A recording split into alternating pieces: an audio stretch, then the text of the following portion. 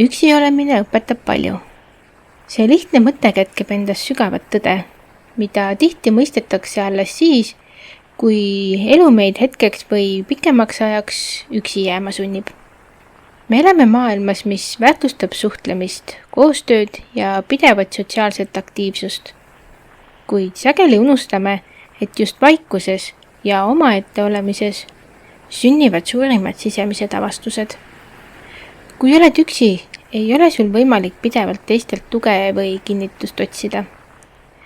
Sa oled sunnitud kuulama oma sisemist häält, mõistma oma mõtteid ja emotsioone. Alguses võib olla see hirmutav. Vaikuses kerkivad esile kõik need küsimused ja tunded, mida muidu tavapäraselt alla surume. Ent pikapeale hakkame mõistma, et need hetked on hindamatud. Sa õpid iseennast tundma sügavamalt kui kunagi varem. Üksi olemine aitab sul paremini mõista, mis sind tegelikult rõõmustab, mis sind tegelikult häirib ja millised on sinu tõelised väärtused.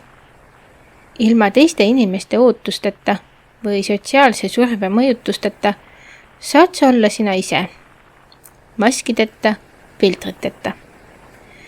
See ausus iseenda vastu on väärtus, mida ei saa õpetada ükski kool ega elutarkus. See peab tulema kogemuse kaudu, läbi iseendaga koos olemise. Lisaks sellele toetab üksiolek loovust ja iseseisvat mõtlemist. Kui oled üksi, ei sega sind teiste arvamused ega segadused. Su mõtted saavad vabalt rännata ja areneda. Paljud suured kunstnikud, kirjanikud ja mõtlejad on öelnud, et nende parimad ideed sündisid üksinduses. See ei tähenda, et ühiskond või suhted oleksid väärtusetud. Kaugel sellest. Aga tõeline loovus vajab sageli vaikust ja ruumi. Üksi olemine õpetab ka iseseisvust.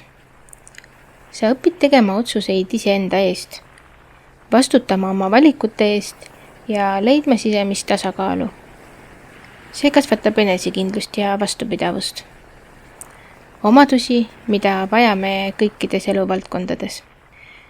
Pealegi aitab aeg iseendaga kasvatada empaatiat teiste vastu. Kui mõistad ennast paremini, oskad ka teisi paremini mõista.